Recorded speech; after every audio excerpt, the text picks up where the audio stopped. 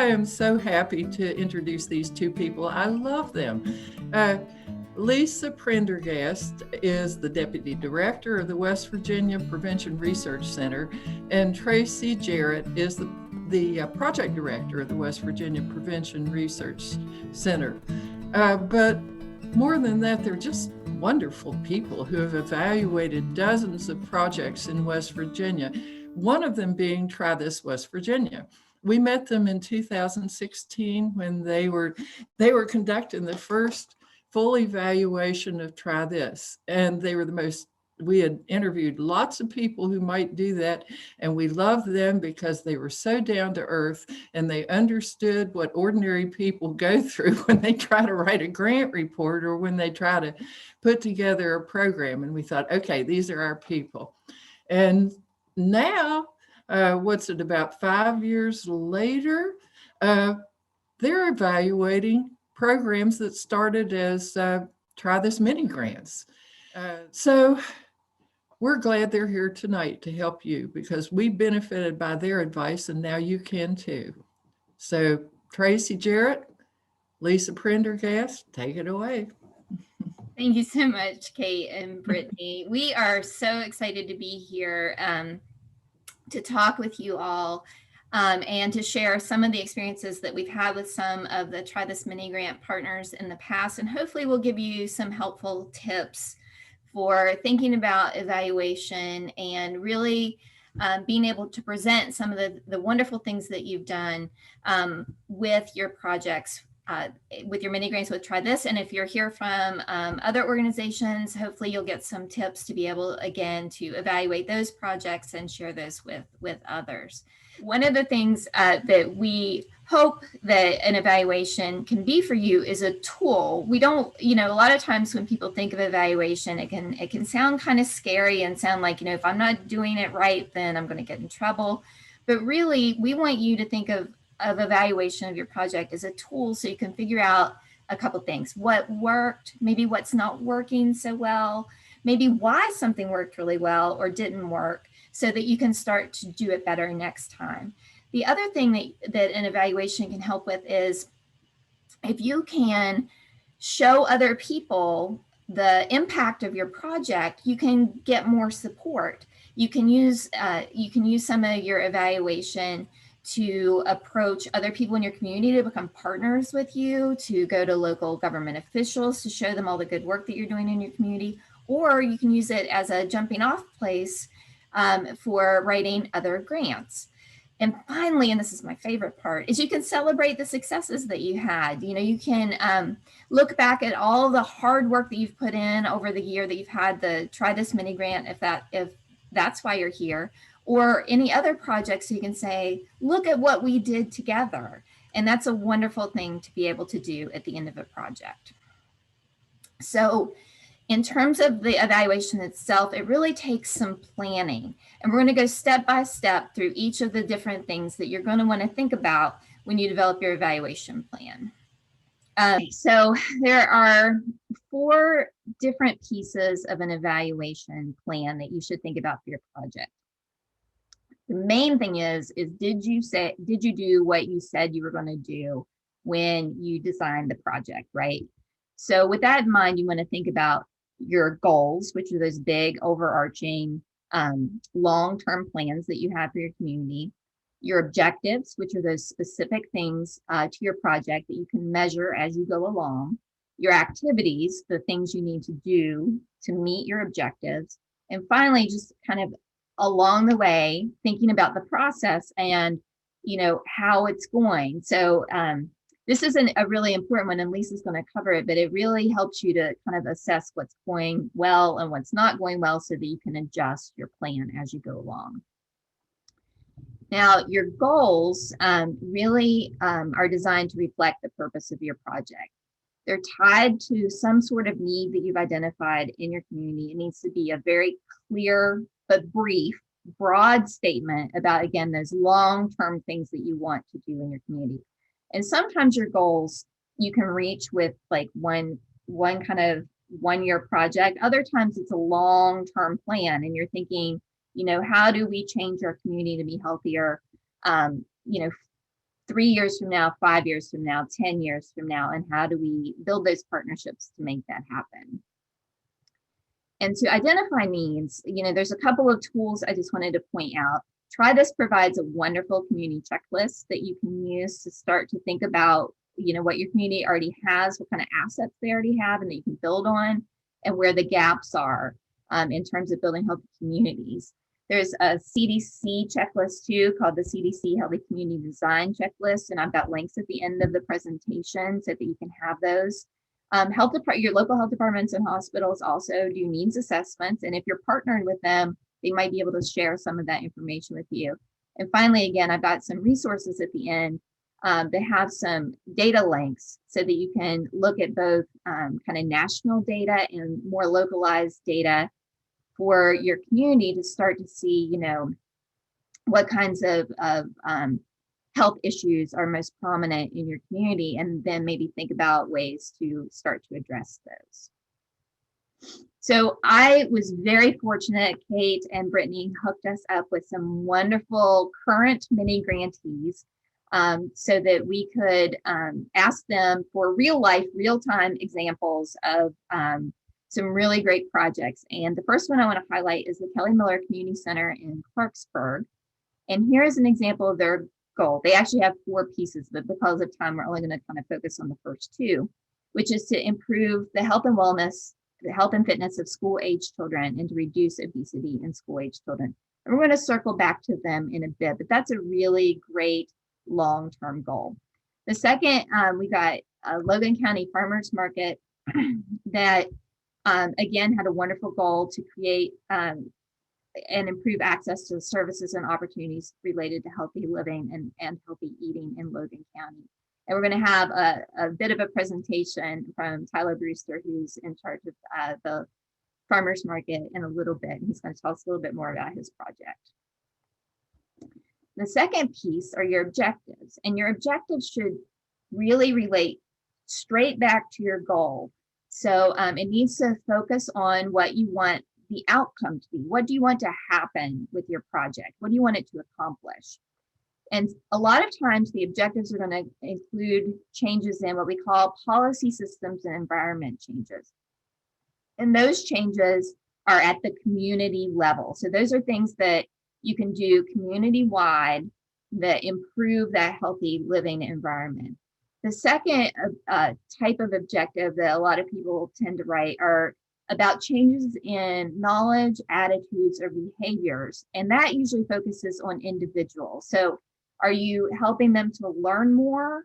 Are you helping them to think of things in a different way? Or are you helping them to do something differently? What I really want to focus on with the objectives is to make sure that you understand these are the achievements, not the things that you're doing to get there, that it's the what, not the how. And many of you may remember in writing your Try This mini grants that we ask you to write SMART objectives. And SMART means that they're very specific. You can measure them. That means you can say how much something changed, that you can do it, that you can achieve it, that it's relevant to your project. And again, it circles right back to that goal that you have, and that you give a time frame. So you say when you're going to get it done. And we're going to use Logan County as our first example of some really great objectives. So this is their first objective, and I'm going to break it down by that SMART goal and show you SMART objective and show you exactly how they use that. So when they wrote their objectives, they were very specific about what they were going to do. They wanted to get an approved work plan for the construction of their display shelves for their farmers market. How many are they going to do? 8. Is it achievable? I'm going to say yes. I put a question mark because I assume that it is, but things have changed with lots of different things that have happened. Is it relevant? Absolutely, because they need that space in their market to be able to make the produce and other farmers market goodies available. And finally, is it time oriented? Yes. Their goal was to get it done by October 31st. I'm going to just do one more. They wanted to, as a second objective, be able to host 6 different vendors at least 4 times each. Again, you can break this right down. It's very specific. It's measurable. They say how many they're going to do. It's relevant. They need the vendors to make the market successful, and they tell you when it's going to happen. So kudos to you, Tyler, and the Logan County Farmers Market team. You guys did a great job writing out SMART objectives. Thank you. I appreciate it. These are the rest of their objectives, just so you guys will have them. We'll send you the PowerPoint afterwards, but so you can see the rest of the objectives that they wrote out. And again, they all are very, very well thought out SMART objectives. I'm going to turn it over to Leesa now, who's going to talk a little bit more about the difference between your objectives and your activities. So Traci just went through the objectives from the Logan County Farmers Market. And if we talk about kind of that first objective, which is, that they're going to approve a work plan for the first phase of construction for 8 display shelves to be utilized for the Logan County Farmers Market. So that's not just going to happen because, it's been written down. There are steps that are going to have to take place in order to accomplish that objective. And if you look at that, one of the first things, for instance, that will have to be done is a work plan is going to have to be approved.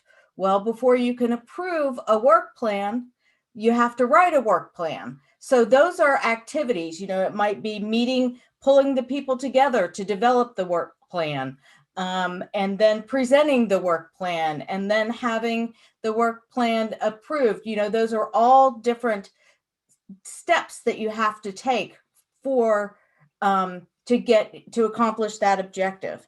So these activities that you put into this is part of your plan. They can either be short term, they can be longer term, but they should be measurable. And so in thinking about your own project, what level of detail do you need to put into those activities? Maybe, some things don't take as many steps, and you don't have to put every single thing into kind of your plan to accomplish your objectives. You have to decide whether you need that level of detail, but you definitely need the work plan accomplished in this example. And so there are several steps that you can put down to accomplish that. And part of the reason why we want to kind of know what our activities are for each of these objectives, to accomplish each of these objectives, goes into kind of our next slide, which is the process evaluation.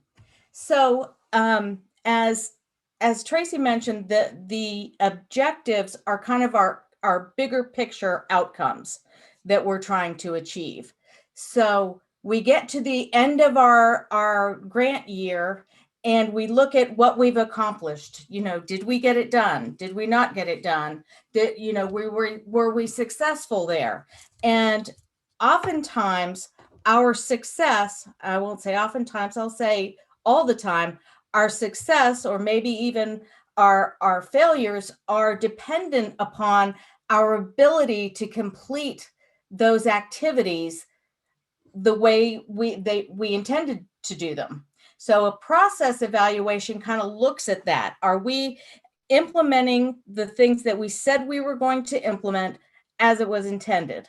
Now, we're all familiar with this past year that we've been dealing with a pandemic across the world.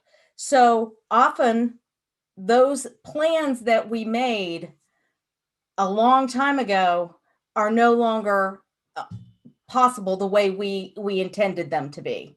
But by asking these questions, by doing a process evaluation, it will help us figure out, if it didn't work, why didn't it work? If it did work, but didn't work as well as we would have liked, maybe the process evaluation can help to identify what could have been done better in the process. And it also can help identify what went really well, because you want to do more of that.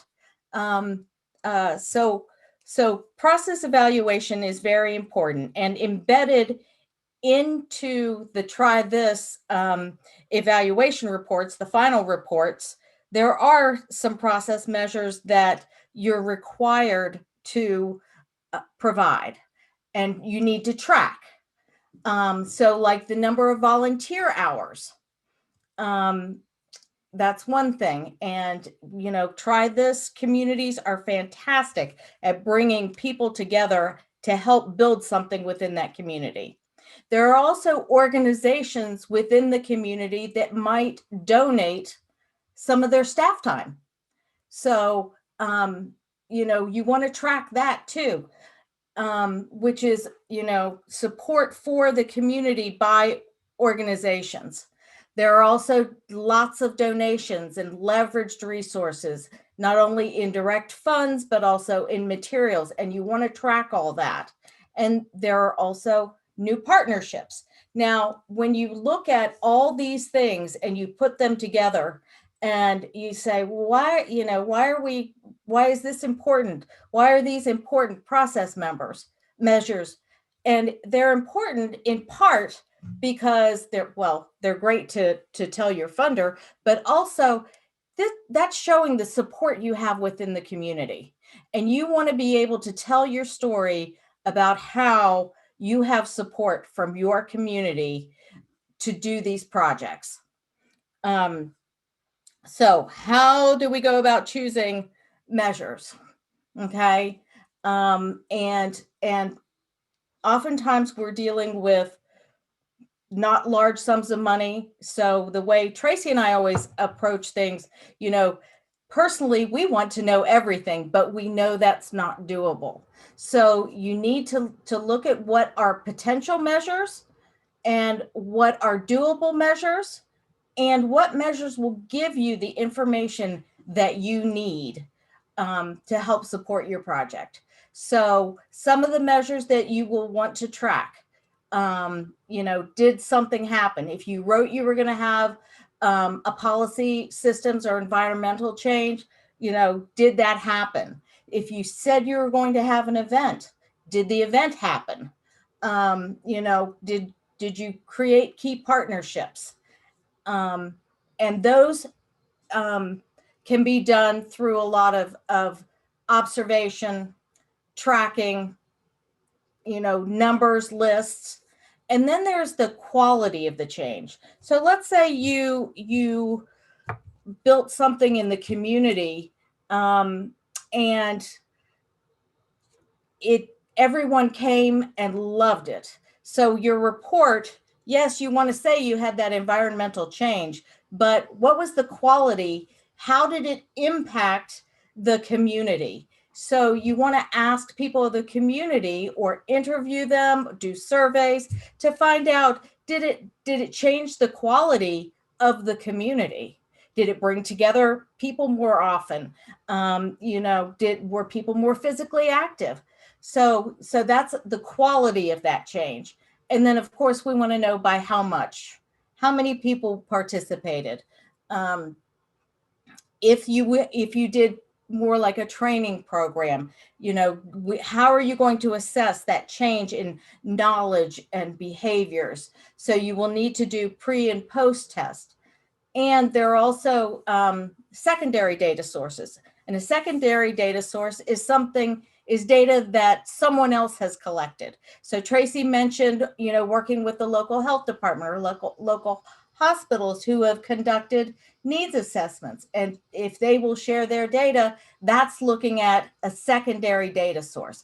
It simply means someone else collected it, but still very valid data and helpful for you to have to assess your project. So how do we go about collecting data?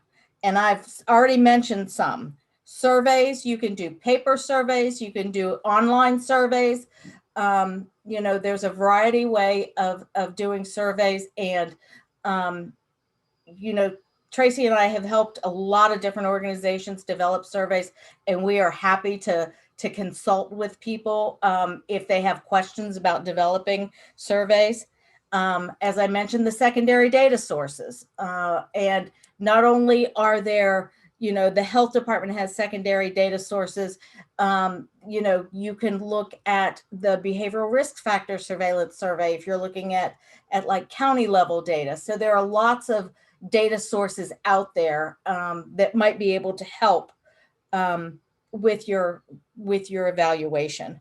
You can conduct interviews, and you can have groups.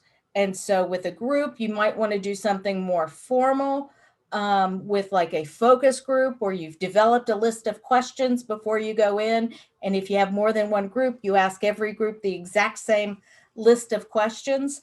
Or you can have like more of a town hall format. So it could be more of an informal gathering of information from the community where you have more of a discussion, and then you take notes and you share that information through your evaluation. Then there's also counts, and we talked about events and tracking the numbers and the number of participants for each of the events.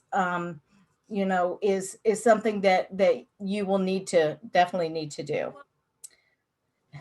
So the long-term goal is to improve the health and fitness of school-aged children and to reduce obesity in school-aged children. So the objective is to provide a recurring 90-minute workout schedule fitness form for each student, so that student, along with the assistance from a qualified adult fitness instructor, can complete and track progress. Okay, so what in this objective do you think we want to measure? And if you want to put some comments in the chat box, that would be helpful for us to just kind of discuss. So I'll just say one of the first things, okay, you are having students fill out the fitness schedule forms. Okay, so that is one piece of data that you are collecting. So what are you going to do with that? And how often will you collect those forms? When you collect the forms, are you going to come out with a report, like a monthly report, on how many students participated and the number of minutes they exercised? That can give you some information. That can give you some data. Is there any other suggestions of what other data can be collected by the Kelly Miller Community Center? Any ideas? The level of obesity in children, Crystal Thompson suggested. Sarah Barton, before and after measurements. So yes, both of those are good. So you could do you could collect some data at the beginning of the project. You can collect, if you have permission to get like BMI, you can do fitness. Dana, thank you. D. Jarnett, good to see you.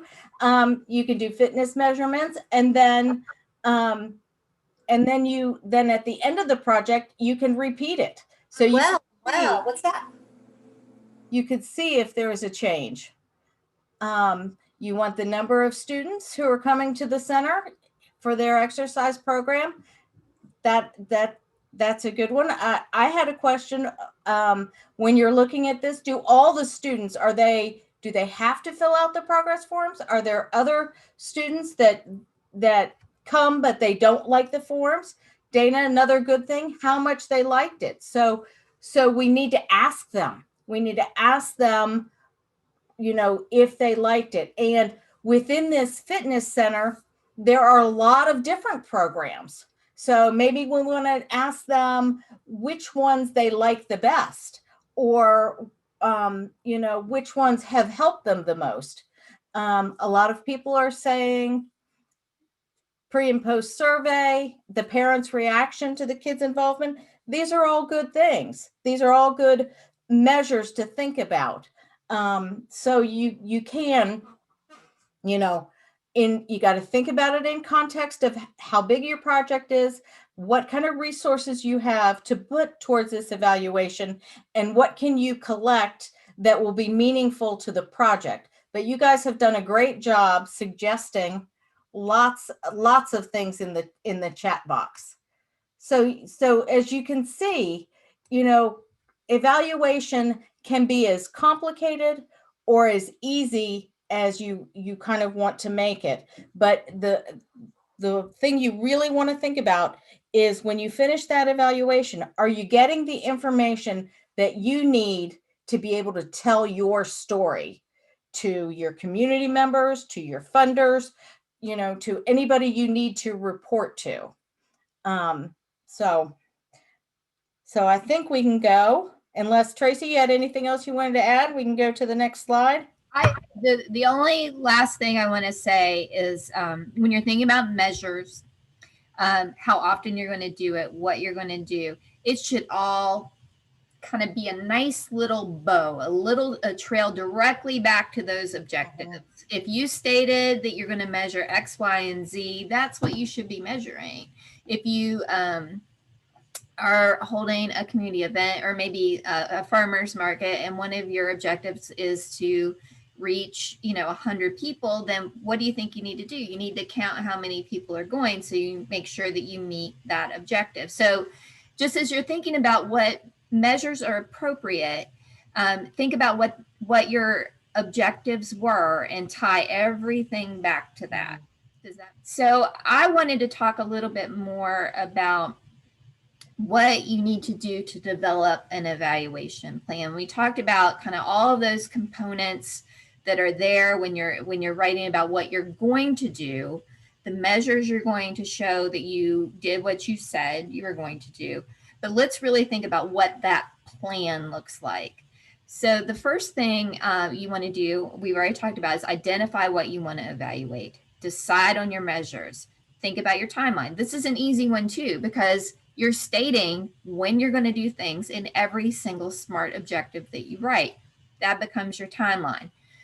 The thing that's not included in the objectives are your activities. So if you want to do something by October 31st, 2021, think about what activities you need to do beforehand and how early you need to do them, so that you meet that objective. So that's part of building that timeline out. So kind of thinking forward to make sure you're hitting them on the time that you said you were going to.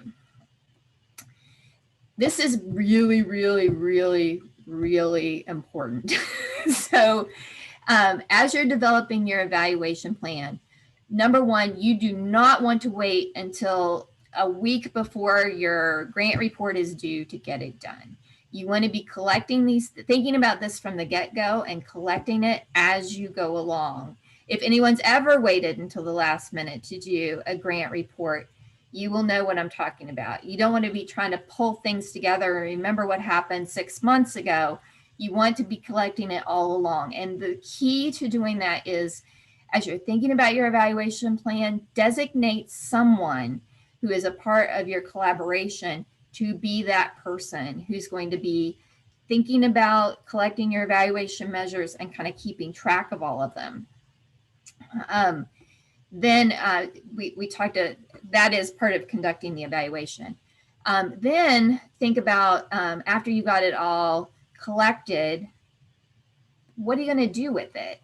How do you analyze it? How do you take all these kind of pieces of data or interviews or group discussions that you've had and process measures and think about it in a way that really, like Leesa said, tells the story of your project, and make sure that you you have met all those goals that you set out to meet. And that really helps you to think about where you could have improved. And, we talked a bit about process evaluation. One of the really cool things about doing process evaluation, and this goes right back to kind of the try this, one of the core pieces of try this is that you share things, right? You share things with other communities. So if you kind of tracked, man, we hit a roadblock when this happened, or it was a really important for us to have, I don't know, the mayor on board to do this particular project, then if other communities are trying to do the same thing, you can share that information with them. So it's easier for them to do it when they're ready to get through it. So they don't have as many roadblocks. And then finally, telling that story is critical. Think about all the people who might be interested in what happened. Your community might be interested. You might be able to use that story as a jumping off place to get new grants and new funding. Your policymakers will probably be interested. Schools, clinics, other partners who are involved, take it to the media, tell your story. And Kate is definitely someone that you could talk to about doing that, because she is the queen of media. So, use her, use us.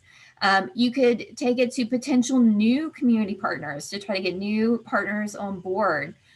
Internally, reflecting on what happened so that you can, again, improve things. And then again, your reporting, your funding agency is going to be super interested in what happened. I mean, you have to report back to them, right? So making sure that you're thinking about these audiences in terms of sharing your results. And now I am excited because we have a very special guest. BScience works with Grow Appalachia in Logan County with the step-by-step program. And she is the queen of data collection and monitoring. And we are thrilled. I love that you put the bear. I don't know why I didn't see these when I was looking through it, but Micah's bears are cracking me up. B is going to tell us a little bit about her project and how she tracks data for Grow Appalachia. And I'm going to turn it, this is her evaluation, one of her tracking forms, and I'm going to let her tell a little bit about her project in Logan County, and then we'll go from there. B, are you available to talk? I'm available. Can you hear me? Yes. Okay. You want to ask me some questions, or you want me to just do it? Well, let's start with a little bit about how you got involved and kind of what role TriBus played in your projects. Okay, now the way I got involved with Grow Appalachia, I was working for another organization, nonprofit, when this man asked me, would I like to help Big Ugly work in a garden? And I said, no. And he said, B, it's not what you're thinking. So he took me, and I had an interview with Michael Tierney. And from there it started. I did not know what I was doing. I had to make really my own plan that I had to do. So I said, how do I get these people to garden? And they said, well, you need to ask people. I said, okay. And, I love to talk. And anyway, I started putting up signs at the supermarkets and in the post office. I was on the radio advertising this. And the next thing I knew, that I had 15 to start out the first year. And I thought, well, this isn't hard, Then next year, I got a lot more. This next year it kept increasing. But it isn't a hard thing to do. And I like the job. And if you like it, you can do it good. I have met some wonderful people and have some beautiful friends that I love. But to help me to get my things going and get everything right now, Marcel and I, we're all in the process of getting a new application and all that started this year. And it's a little bit more work than it had been before, but we're working on getting fertilizer, potatoes and cabbage, all that. But most of mine will come back each year. But this year, I think I got about 12 new gardeners, but 6 of my others were sick and couldn't come back. And most of the people, new ones that I have this year are women. And last year, they wanted, I had so many people that wanted to garden because they knew the price of food and things was going up, and they wanted to learn to can. Well, we didn't get to do that. I'm sorry about that. But what I do, we get the when we could be in with the people. That's the best thing, and we'd help them fill out their application. They would write. We'd ask how many tomato plants you want, how many cabbage, and all that, and that's the way we got our totals. And then when the produce started coming in, I had a big, thick composition book, and I had each gardener. I knew if they had a big gardener, I needed to at least give them 3 pages to write their produce down on. And then if it was just like a little old lady that had, like a raised bed, I knew that would be enough for 1 page. But that's the way I track it, and I have them to call me every week. And if they don't call me, I send them a message. Facebook is wonderful in Messenger.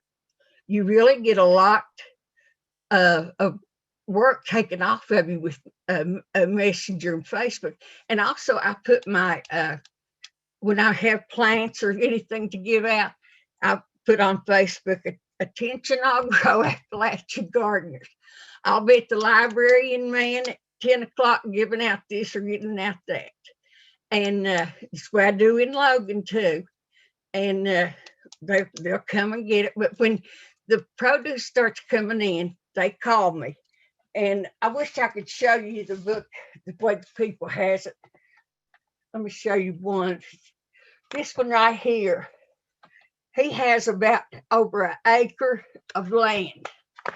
And I was raised up with him, but he lives in another county now. And he had he'd call me in like one day. Just to begin with, he had 1 pound of lettuce, 4 pounds of onions, 6 pounds of broccoli, 5 pounds of potatoes. And then on down through here, he would call in 25 pounds of cucumbers, 60 pounds of half-runner beans, 60 pounds of tomatoes, 35 pounds of zucchinis. And Marcel had figured out a method of how many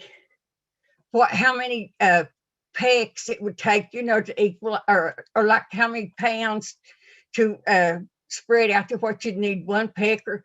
And then you'd take it and you'd have 3 pecks of beans, 4 pecks of tomatoes. So we did it that way. And that's how I track it all. But Tyler can tell you, he sends me the report and he'll put down 25 pounds of green beans, or 3 pecks of onions. And I get these reports every week. And if I don't get them, if they fail to call me, I'll say, one of the agreements that you signed was that you're going to call me and give me the report. Now, if you don't do what I asked you to do, I can't use you next year. But I have never done anyone like that. But I have some good gardeners, and like I said, we've all become friends. They've called me all winter and all this and that, and I've called and checked on them.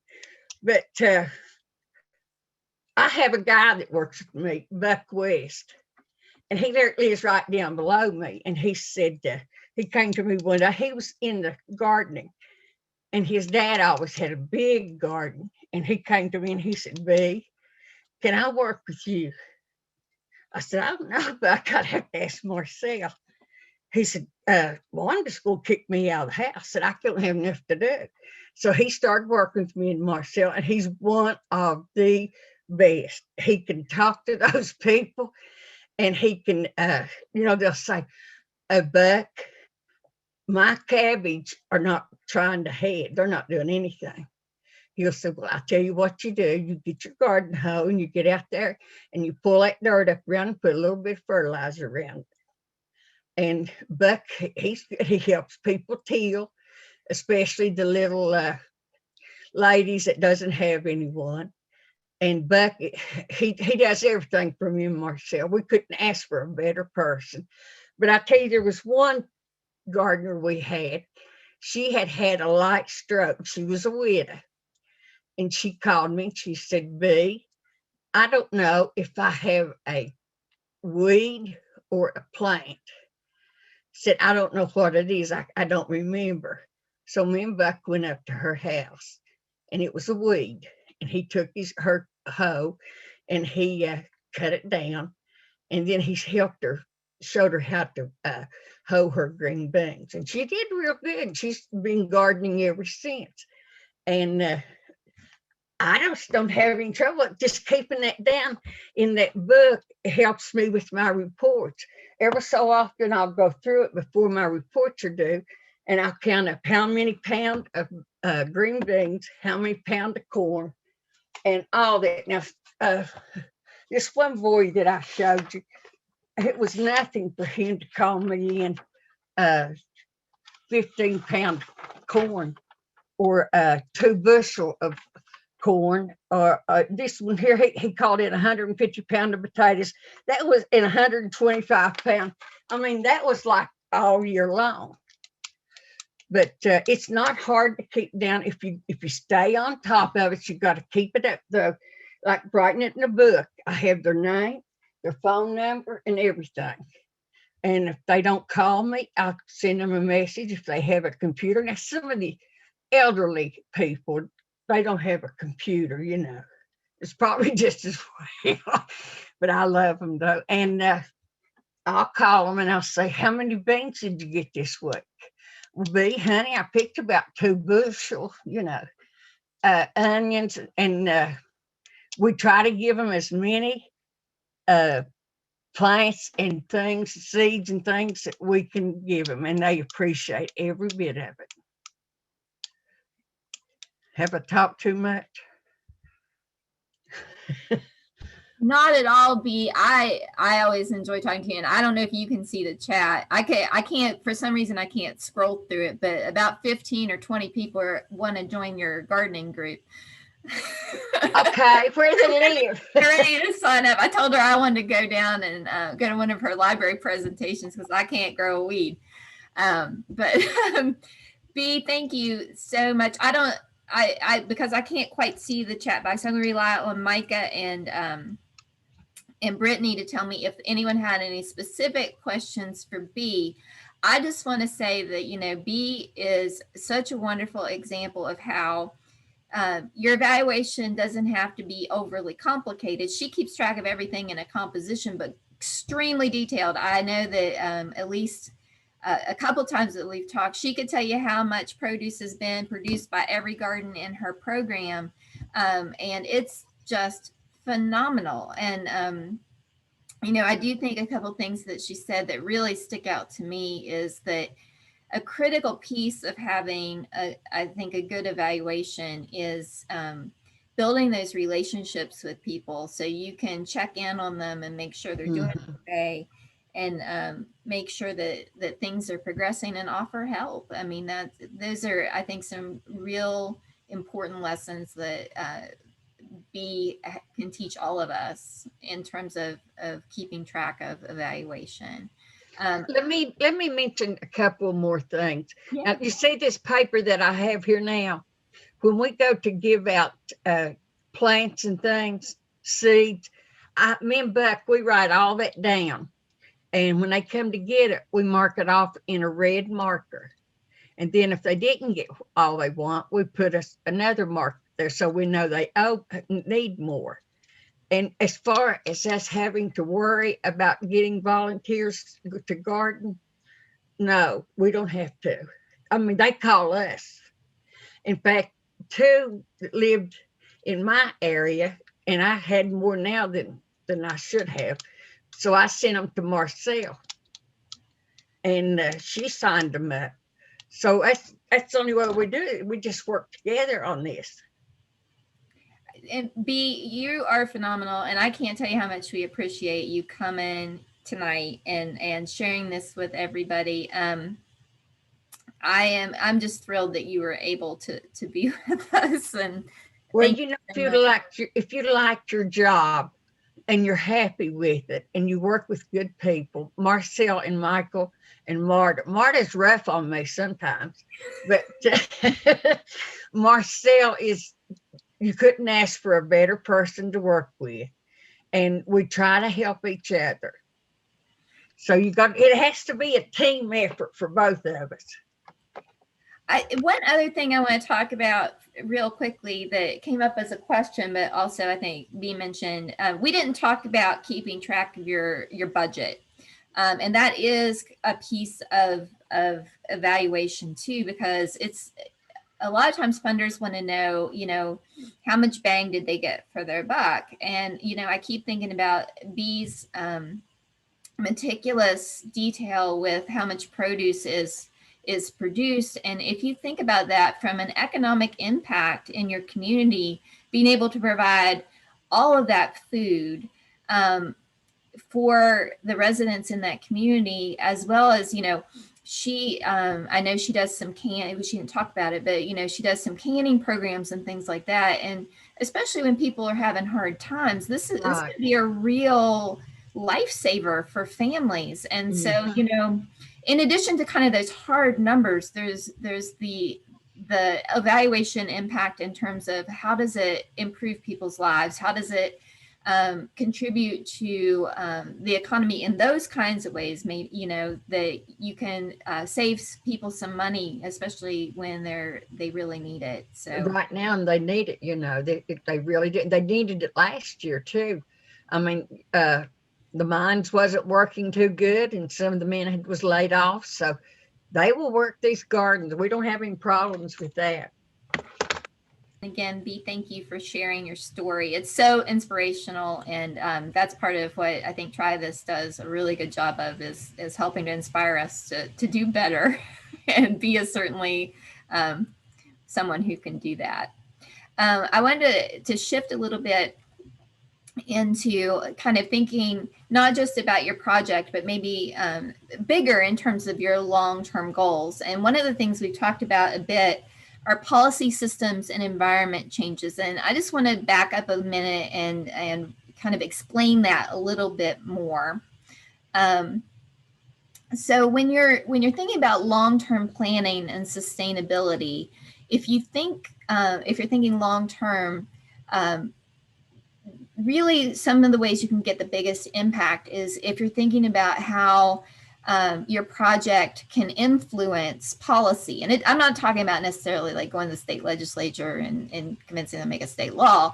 You can make internal organizational policy changes that can have a big impact on people's health.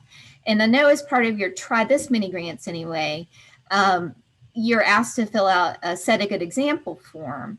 And that's a way for you to reflect on how you, your organization, or the folks that you work with can do healthier things just within your organization to make policy changes. But you can also think bigger in terms of, you know, other kinds of collaborations that you can have with the city or with the county to really think about what you can do to make your community healthier. Then there are some things that can improve access just all along every front in terms of helping people to access healthier options in their community. And I'm going to give some more specific examples of this. And then finally, and a lot of the Try This mini grants really think about the environment and are thinking about trail development, community garden access, are thinking about you know, signage and making things more available during work days and organizations if you're thinking about a workplace change.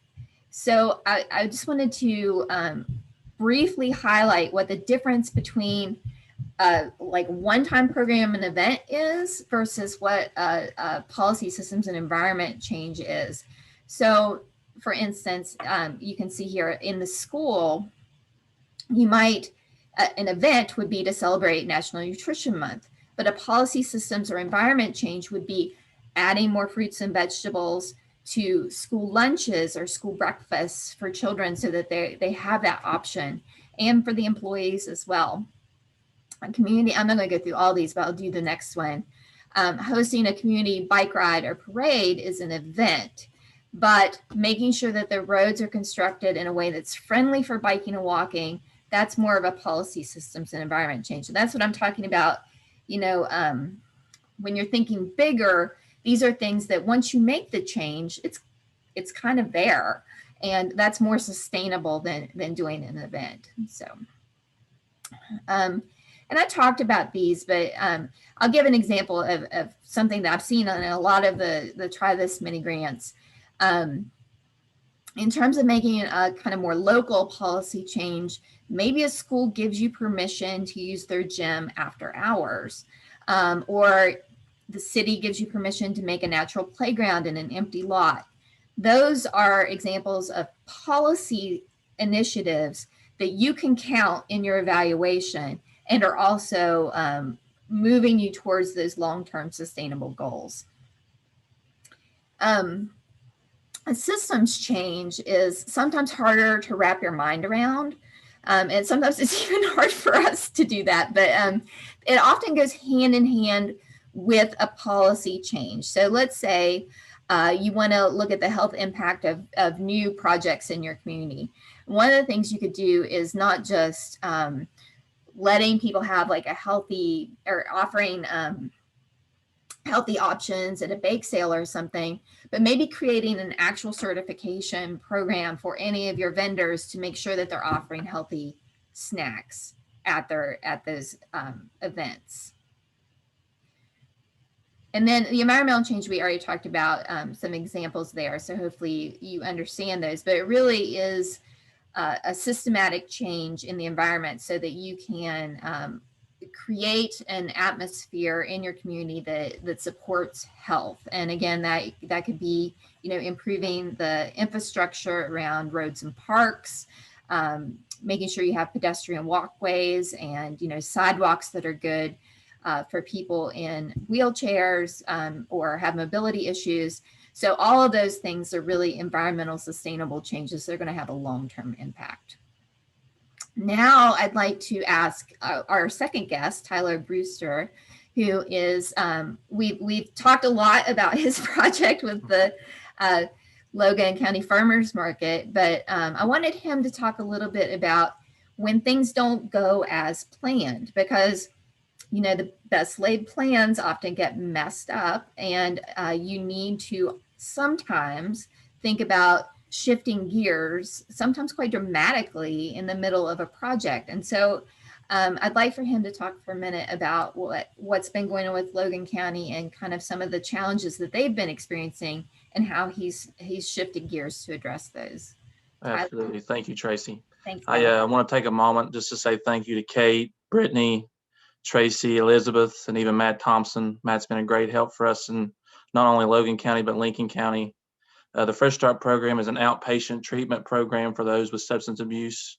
And our program's targeted at those individuals who have been affected by the opioid epidemic and those affected by the loss of industry in West Virginia. Then that number is vast. There's a lot of people affected by that in our state. Our program currently operates in 3 counties. We're in Logan County, which is the county that I work in, Mingo County, which is run by Jesse Spalding, and then Lincoln County, which is run by Ellie Donahue. Our program puts a client through about 8 to 12 months of treatment. Throughout that time, we connect them to people in the community who are viewed as mentors to that person. In each county, we have a community garden, which is run strictly by the clients who are participants in my program. We were awarded actually 2 Try This grants, which I'm very thankful for. The one in Logan was the Farmers Market, which Traci was just mentioning. And then the one in Lincoln County is the tool library or the tool shed. The Farmers Market in Logan, we had first initially wrote it to the shelving units be built by now, but what had happened when COVID hit is our first estimate for lumber was nearly $2,500 or $3,000, and it pretty much doubled or tripled by the time like a couple months hit. So it went from about $2,000 or $3,000 to $5,000 overnight almost.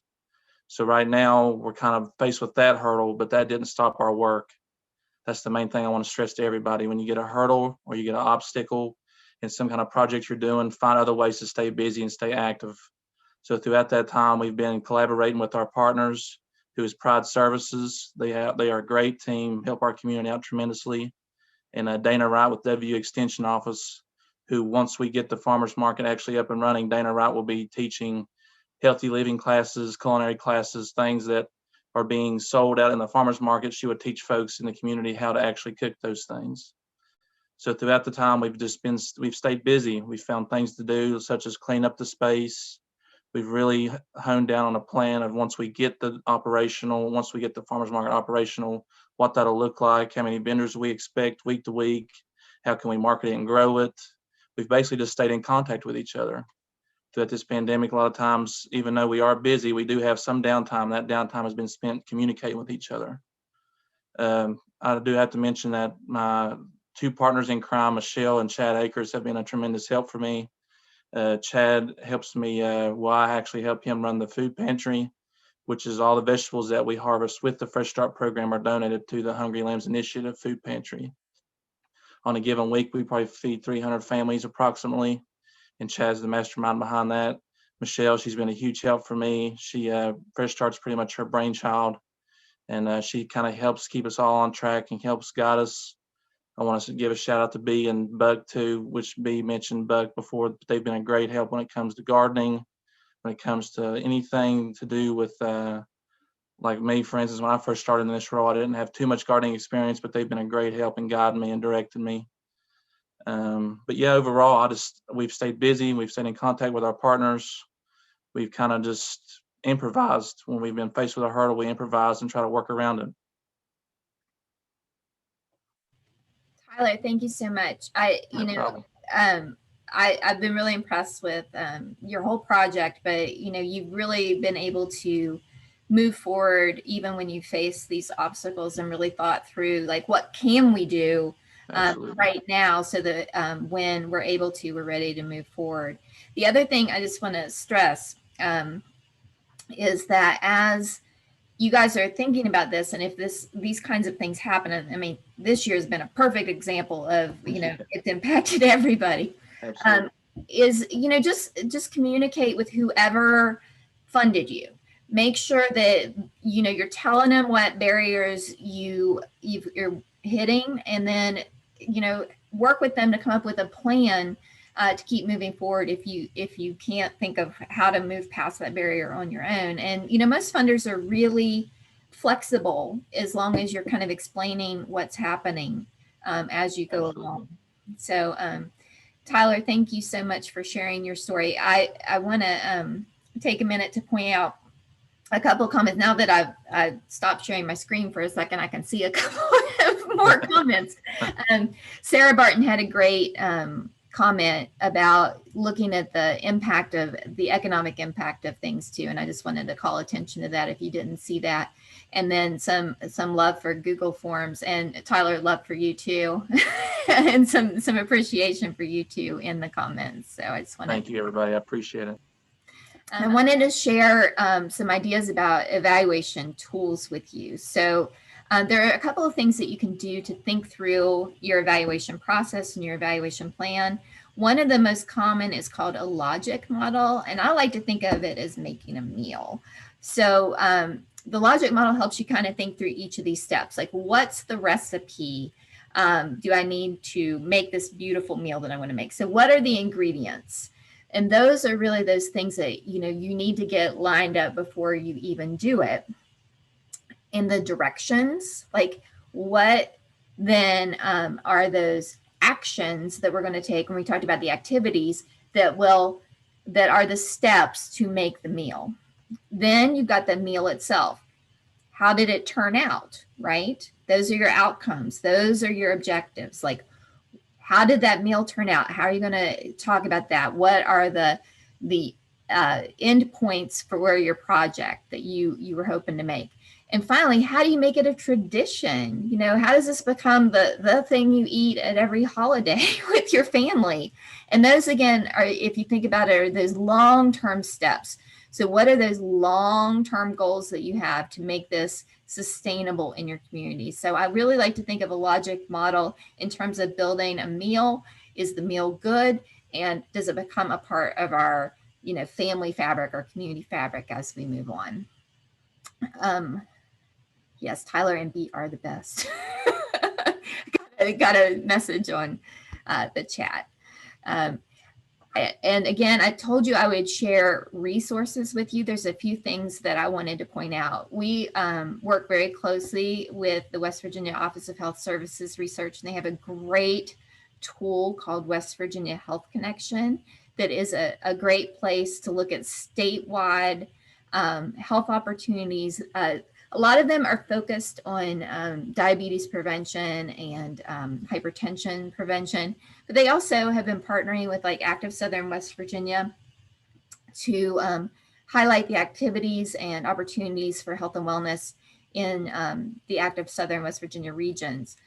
West Virginia Food Link, if you're doing a nutrition program and you need some, these are great secondary data resources.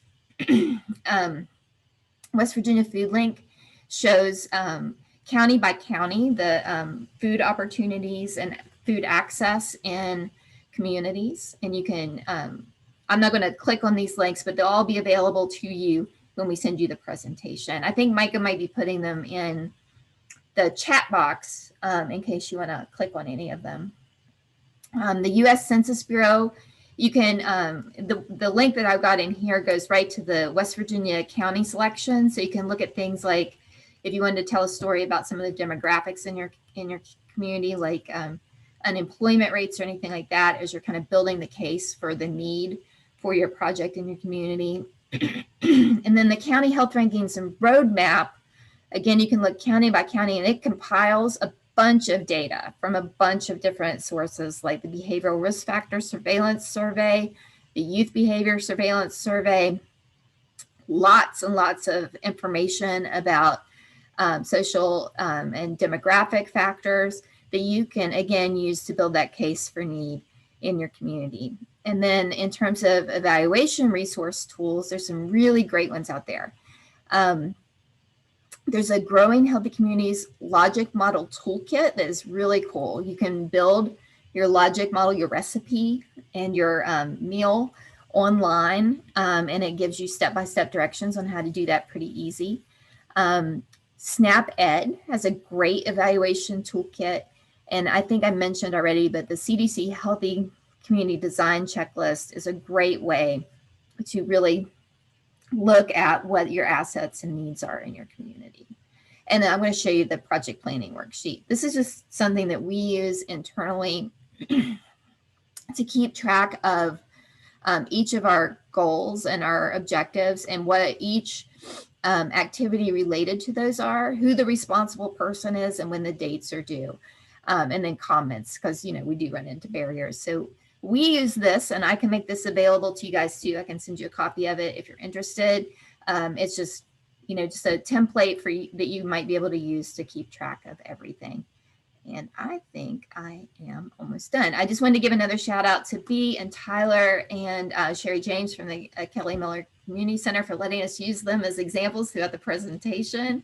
We thoroughly enjoyed having you guys on the presentation, and I just appreciate you so much. And of course, Try This West Virginia for inviting us to do this with you guys.